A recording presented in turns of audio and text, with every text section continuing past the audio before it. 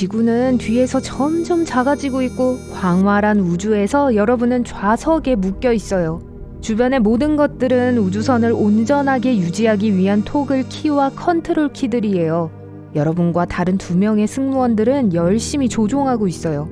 창밖으로 운석 몇 개가 날아가고 별과 행성들이 저 멀리 보여요. 여러분은 수년간의 연구와 테스트를 거쳐 달에 착륙할 최초의 사람 중 한 명이 될 거예요. 모든 단계를 완벽하게 고려해야 해요. 안 그러면 소행성에 충돌하는 것과 같은 많은 복잡한 문제에 직면할 수 있어요. 심지어 우주 공간에서 정상 궤도에 오를 수 없는 상태로 남겨지는 경우도 있어요. 연구에 따르면 모든 달 착륙의 약 3분의 1이 많은 문제에 직면한다는 걸 보여줘요. 달을 향해 발사하려면 시간당 4만 킬로미터 이상의 속도를 내는 특별한 로켓이 필요해요. 그리고 일단 달의 궤도에 오르면 우주선은 로켓에서 탈착되어 달의 표면으로 항해해서 착륙까지 할 수 있어요. 간단한 것 같죠? 착지를 위한 수학 계산 때문에 예전에는 인간을 달에 착륙시킨다는 게 터무니없는 생각처럼 여겨졌어요. 하지만 과학자들은 헬리콥터의 비행을 연구하고 관찰함으로써 그걸 해낼 수 있었어요. 이륙하는데 속도가 필요한 비행기와는 달리 헬리콥터의 큰 프로펠러는 비행할 수 있는 힘을 실어줘요. 기본적으로 지면에서 자신의 무게를 들어 올릴 수 있는 충분한 힘으로 회전하기만 하면 돼요. 이 점을 염두에 두고 우리는 모든 걸 아래로 끌어당기는 중력을 고려할 필요가 있어요. 지구에선 중력은 초당 9.8m예요. 달에선 초당 1.6m밖에 되지 않아요.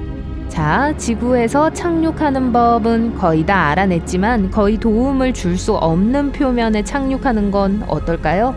다음 3단계가 있어야 해요. 적절한 조건을 계산하는 데 필요한 모든 연구와 수학을 한다. 테스트 차량을 이용해서 연습한다. 그리고 달 대기 상태를 모방하기 위해 비행 시뮬레이터를 사용한다.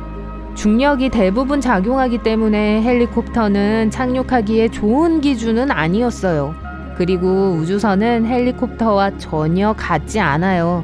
그들은 그 무게의 6분의 5밖에 안 되는 우주선을 시뮬레이션해야 했어요. 달의 중력이 지구보다 약하기 때문에 이런 조건 하에서 항해하는 건 실제 상황이 되었을 때 아주 중요해요. 나사의 과학자들은 비행과 착륙을 시뮬레이션하는 동안 케이블로 우주선을 들어 올릴 수 있는 크레인 경납고를 마련하기로 결정했어요. 마치 영화 속 스턴트 배우들과 액션 전투 장면을 위해 케이블을 연결하는 것처럼요. 하지만 이걸로 도와줄 안전 케이블 없이 달에 제대로 착륙할 수 있을지를 결정하는 건 충분하지 않았어요. 제대로 된 자유가 필요했어요. 그래서 처음부터 다시 시작했죠. 거의 포기할 뻔했어요. 우주선의 밑바닥에 분리할 수 있는 제트팬을 설치해 위쪽으로 일관된 추진력을 유지하도록 하는 달 착륙 상황 시뮬레이션이란 기발한 아이디어가 떠오르기 전까진 말이죠. 이렇게 함으로써 고정할 안전 케이블 없이 우주선이 지구 무게의 6분의 5가 되는 시나리오를 만들 수 있었어요. 하지만 많은 시행착오를 겪은 끝에 달 착륙이 가능한지 알 수 있는 유일한 방법은 실제로 해보는 거였죠. 지구에서 아주 멀리 떨어진 곳에서 여러분과 팀은 창 밖으로 달을 봐요. 지구에서 보는 것보다 훨씬 더 커요. 달 표면이 창문 전체를 채워요. 하지만 착륙이 쉽지 않을 거예요. 우주선은 착륙할 최적의 시간을 결정하기 위해 달 주위를 공전해야 해요. 걱정 마세요. 그래서 팀이 있는 거잖아요. 다양한 테스트와 측정을 수행한 후 언제 어디에 착륙하는 게 가장 좋을지 알아내는 데는 24시간 이상 걸릴 수 있어요. 그리고 일단 최상의 계산을 하고 나면 실제 우주선은 궤도를 도는 우주선에서 분리되어 아래로 내려가요. 이때 헬리콥터 물리학이 발휘돼요. 헬리콥터는 지상에서 상승한 후 앞으로 이동하기 위해 최고 5도 이상 기울어져야 해요. 뒤로 가는 것도 마찬가지예요. 하지만 그게 가능한 건 우리를 도와줄 중력이 있기 때문이에요. 우주의 진공 상태에서 나르는 달의 상공에서 우주선은 앞으로 나아가기 위해 적어도 30도에서 40도는 기울어져야 할 거예요. 우주선은 착륙하기에 좋은 지점에 도달하자마자 뒤로 90도 돌아 천천히 표면 위에 착륙할 거예요. 가까이 가자 몇 미터 떨어진 달의 표면이 보여요. 이게 어려운 부분이지만 성공했어요. 지구에 있는 팀이 엄청 기뻐하고 있어요.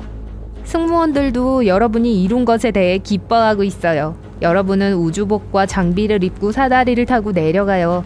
달의 첫 발자국을 남기고 먼 곳을 내다봐요. 지구는 멀리 있는 작은 푸른 점일 뿐이에요. 거의 무중력 상태에서 뛸 수 있어요. 바로 이게 문워크죠.